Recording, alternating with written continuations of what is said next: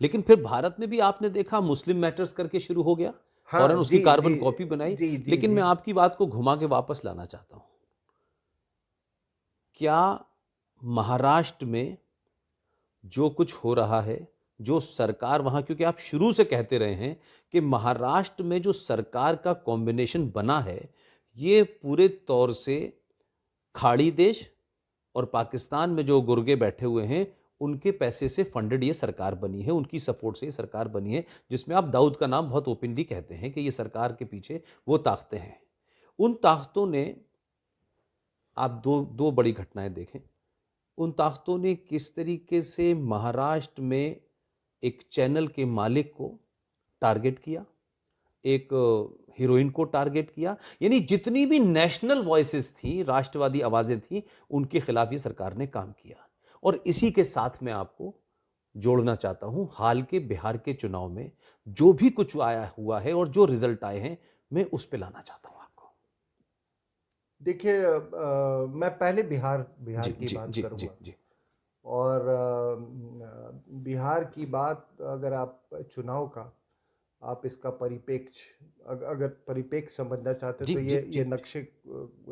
ये नक्शा आपको मालूम है, आपके साथ में यस यस, ये तो कई जगह मैं करेक्ट गया करेक्ट। हूँ, हर एक नहीं नहीं, यूनिवर्सिटी। आपने जितना भी, मैंने, मुझे हाँ याद है हाँ लेक्चर किए, हाँ उसमें जब वो नक्शे का रोल था हाँ ना, हाँ। उससे लोगों को क्लियर हो जाता था तो बिल्कुल। वो इस नक्शे को मैं हमेशा मैंने इस पर समझाने की कोशिश की है। क्योंकि ये जो तमाम ये जो महाराष्ट्र में देख रहे हैं, हम्म और या बिहार के चुनाव में आप जो देख रहे हैं, वो सारा का सारा कुछ इंटरनल सिक्योरिटी से रिलेटेड है। और आपको तब इस बात का एहसास होगा कि किस तरह से इलेक्शंस इन्फ्लुएंस किए जा रहे हैं, कौन सी ताकतें हैं। अब है क्या कि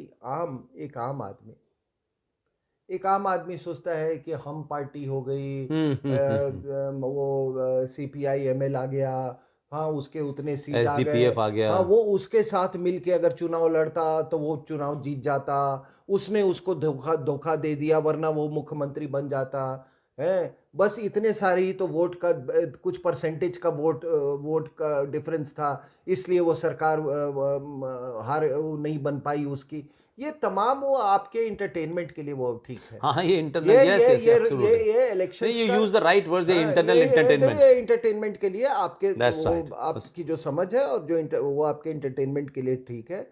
और ये जो रूटीन वे में इलेक्शंस को लेते हैं, हम्म रूटीन वे में जिसको इलेक्शंस को लेते हैं कि यार अरे वामपंथी लोग को 19 सीटें आ गई, हम्म देखिए वाम। लेकिन इस रूटीन इलेक्शंस जिसको आप समझते हैं, उसमें जो देश विरोधी ताकतें जो हैं, हम्म उनका एक बहुत बड़ा रोल है। वो बहुत स्ट्रैटेजी से चलती हैं। कहाँ हमको ये करना है, किस जगह पे हमको चुनाव लड़ना है, हमारा स्ट्रैटेजिक एम क्या, वो पूरा उनका पैन इंडिया पैन डायमेंशन है। इंडिया। चाहे वो जिहादी फोर्सेस हो या ये वामपंथी फोर्सेस हो। तो आप देखिए, मैं इस नक्शे को, अगर ये थोड़ा जियो पॉलिटिकल सेटिंग करेक्ट देखें करेक्ट आप, करेक्ट। देखिए ये भारत के आपके पड़ोसी कौन कौन है? पाकिस्तान। पाकिस्तान, वेस्ट। इस्लामिक देश, इस्लामिक देश। ठीक है। नेपाल फिलहाल एक वामपंथी देश, वामपंथी देश। एब्सोल्युटली। ठीक है। चाइना पे टिबेट का कब्जा है, हम्म यानी कि वामपंथ का कब्जा है। हम्म तो ये देख लीजिए, इस्लाम, कम्युनिज्म, कम्युनिज्म। हम्म उसके बाद भूटान, बौद्ध, ये उस म्यांमार, बौद्ध, बांग्लादेश, इस्लाम। इस्लामिक। अब ये देखिए, ये करीब 4100 किलोमीटर का ये बॉर्डर है, ये बांग्लादेश को देखिए किस तरीके से ये 5 इंडियन स्टेट्स पे इंपैक्ट कर रहा है। इम्पैक्ट कर रहा इंपैक्ट का मतलब है कि इसका जिहादिज्म का इंपैक्ट, है। ठीक है। और श्रीलंका, बुद्धिस्ट कंट्री। अब है क्या कि इसमें अगर आप देखें तो इसमें 2 न्यूक्लियर स्टेट्स देश हैं। हैं, एक एक पाकिस्तान एंड एक चाइना। एक एक, एक पाकिस्तान और एक चाइना। ये जितने, ये दोनों जो न्यूक्लियर पार्ट स्टेट्स हैं, उन्होंने कहा कि पाकिस्तान तो शुरू से ही मतलब उसकी स्थापना ही जिहाद के ऊपर में हुई थी। पाकिस्तान का मूवमेंट ही जिहाद के ऊपर उसकी बुनियाद ही वही थी। वो अगर आप तमाम ये देखें जो वो खिलाफत मूवमेंट था और बाद में डायरेक्ट एक्शन डे और वो पूरा जो पूरी भूमिका बनी, पाकिस्तान के यस यस। मूवमेंट में वो मूवमेंट ही पूरा जिहाद पर बेस्ड था। और ये जिहादी कंपोनेंट जो है वो उनके दर्शन में है, उनका डॉक्ट्रिन है, किसी उनकी भी किताब इस्लामिक है। देश के दर्शन में करेक्ट है। करेक्ट। आप तो बड़ी वो कहते थे ना, वो लोग दुहाई देते थे टर्की का, क्या हुआ ना, अपने जिहादी औकात पे तो आ गया। मलेशिया का बड़ा हवाला देते थे, वो भी जिहादी औकात पर अपनी आ गया, महातिर मोहम्मद। तो ये कहना कि ये मॉडरेट है कंट्री है, ये मॉडरेट इस्लामिक मतलब कहने वाले लोग गफलत में होंगे, वो उनके फंडा जी क्लियर है जी सब। जी जी। तो ये देखिए हुआ क्या कि फिर जब से इनका न्यूक्लियर वेपन कैपेबिलिटी आ गया और अफगानिस्तान की लड़ाई जब 1989 में सोवियत फोर्सेस विड्रॉ कर लिए गए, तो ये अफगानिस्तान में लड़ाई जो हुई, ये कम्युनिज्म वर्सेस इस्लाम, और बड़ी सोच समझ के इस क्लैश को प्लान किया था अमेरिकन्स ने। उस समय नेशनल सिक्योरिटी एडवाइज़र थे अमेरिका के ब्रेज़नेस्की। और जब सोवियत यूनियन ने इन्वेड किया अफगानिस्तान को, तो उन्होंने जाके जिमी कार्टर को बोला कि हमने वियतनाम क्रिएट कर दिया, अब बदला अब ले लीजिए यहाँ पे। हमने प्रोवोक किया है उनको और इस तरीके से मैनिपुलेट किया, मनूवर किया कि सोवियत फोर्सेस ने उस पर ये किया। और इसी दिन के लिए वो ज़ियाउल हक को तैयार कर रहे थे। इसी दिन के लिए उन्होंने भुट्टो को मतलब जो हैंग करवाया था, because Bhutto was going towards the Soviet block. अब हुआ क्या साहब कि यहाँ पे पूरा अफगानिस्तान में ये पूरा जो ये बेल्ट देख रहे हैं आप, यहाँ पे जिहाद की फैक्ट्री रातों रात तैयार हो गई। Saudi money, American weapons and physical support bye ISI। 30-32 country के लोग के, और रातों रात आपको मतलब हैरानी होगी कि पूरा जो इनका जिहादी लिटरेचर जो छपा इनको इंडोक्ट्रिनेट करके, वो यूके में छप गया है। अब हुआ क्या कि यहाँ पे युद्ध हुआ, Soviet forces versus this thing. और वो आपकी CBS टेलीविजन तो एक पूरी सीरीज चला रही थी, इस्लाम वर्सेस कम्युनिज्म। और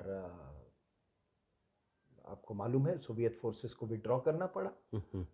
अब हुई क्या कि लोगों ने कहा कि यार कम्युनिस्ट विचारधारा तो हार गई, जिहादी विचारधारा देखो पनप क्या गई। अब हुआ क्या कि ये बात तो हुआ, लेकिन हारी हुई विचारधारा,